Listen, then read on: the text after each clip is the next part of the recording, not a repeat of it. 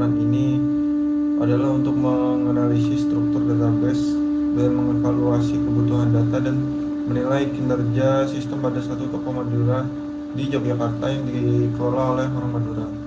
Sedangkan manfaat dari laporan ini adalah untuk memberikan sejumlah manfaat yang signifikan termasuk pemahaman mendalam terkait struktur dan kinerja database toko Madura di Yogyakarta yang dapat meningkatkan efisiensi operasional toko melalui rekomendasi perbaikan informasi yang relevan dari laporan diharapkan dapat memberikan dasar yang lebih kuat untuk pengambilan keputusan manajemen, mengoptimalkan pelayanan pelanggan dan memperkuat loyalitas konsumen.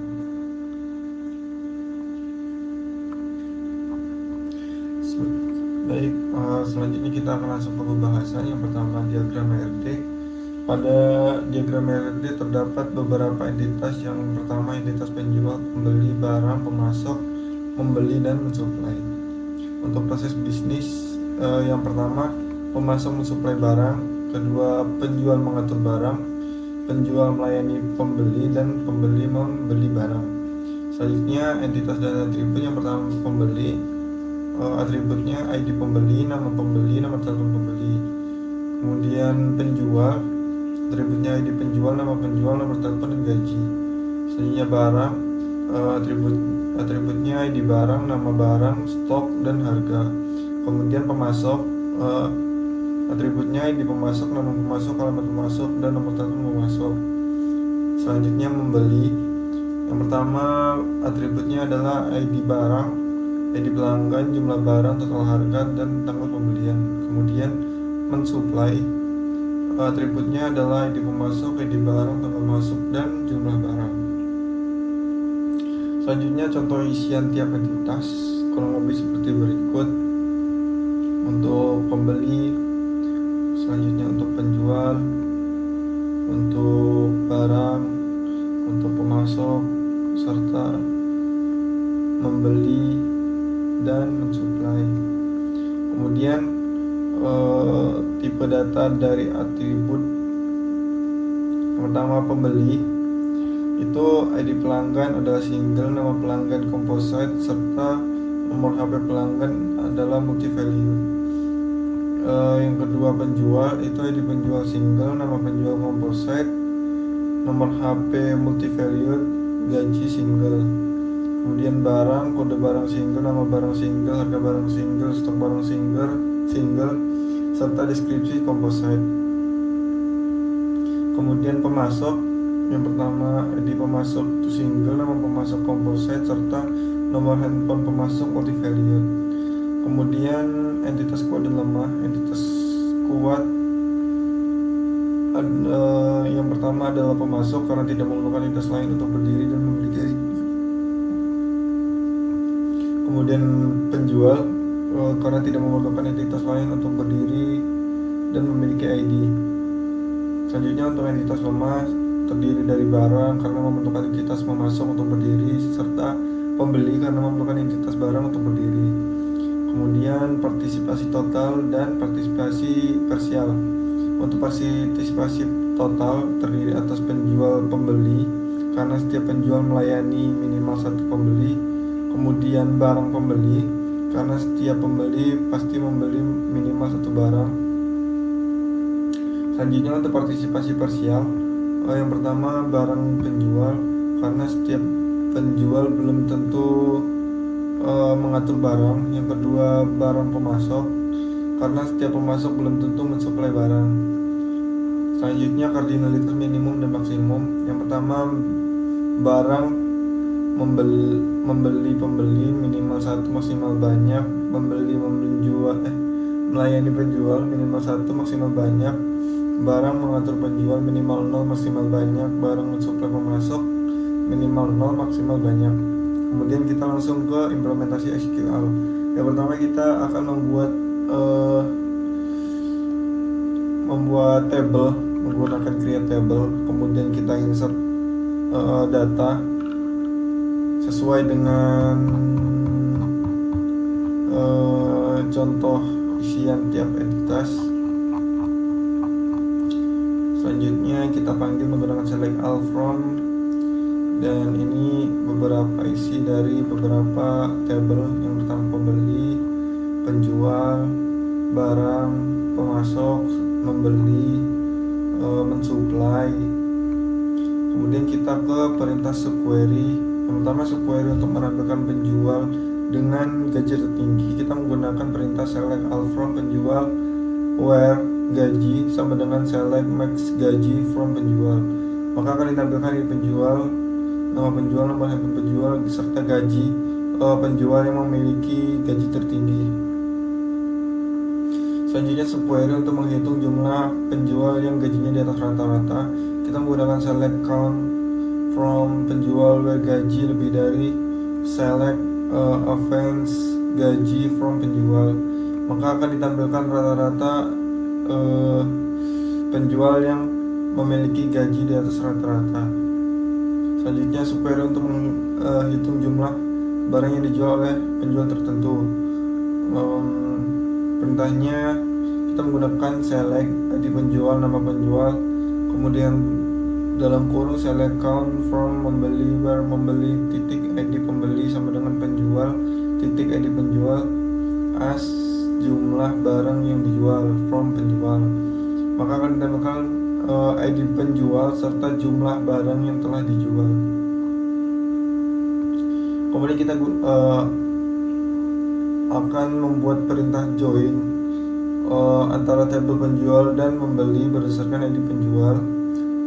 Untuk perintahnya kurang lebih seperti ini, dan hasil outputnya akan menampilkan ID penjual, nama penjual, gaji, serta ID membeli, ID barang, dan jumlah barang yang jumlah barang. Kemudian join antara tabel membeli dan barang berdasarkan ID barang. Perintahnya kurang lebih seperti berikut dan akan ditampilkan isi dari tabel membeli dan barang.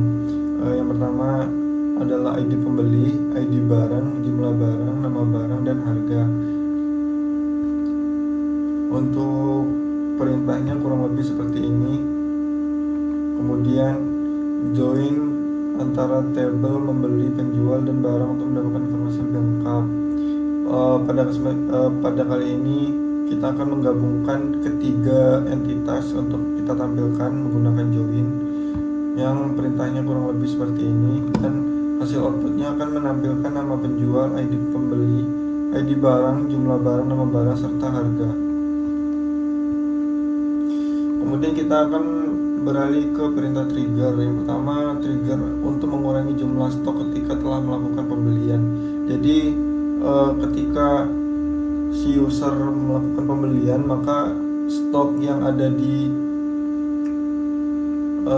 tabel barang itu akan otomatis berkurang sesuai dengan jumlah barang yang akan dibeli oleh pembeli atau user. Ini tampilan sebelum user melakukan pembelian barang, dan selanjutnya ini adalah tampilan setelah user melakukan pembelian barang. Terlihat di baris ketiga yaitu elektronik, yang awalnya stoknya 15, namun setelah melakukan pembelian barang stoknya berkurang menjadi 10. Selanjutnya trigger untuk memastikan bahwa stok tidak akan berubah menjadi negatif. Jika negatif akan berubah menjadi 0. Untuk trigger kali ini, apabila si user melakukan atau membeli barang sampai habis atau istilahnya sampai minus, maka yang akan ditampilkan adalah 0. Jika contohnya seperti berikut, update barang set stok sama dengan minus 5, harusnya pada stok elektronik minus 5. Namun setelah kita gunakan trigger yang perintahnya kurang lebih seperti ini, maka dia akan ditampilkan 0. Kemudian kita akan membuat trigger untuk menghitung total harga setiap kali ada operasi pemasukan baru ke dalam tabel membeli, dan akan memperbarui total harga pembelian dari tabel tersebut.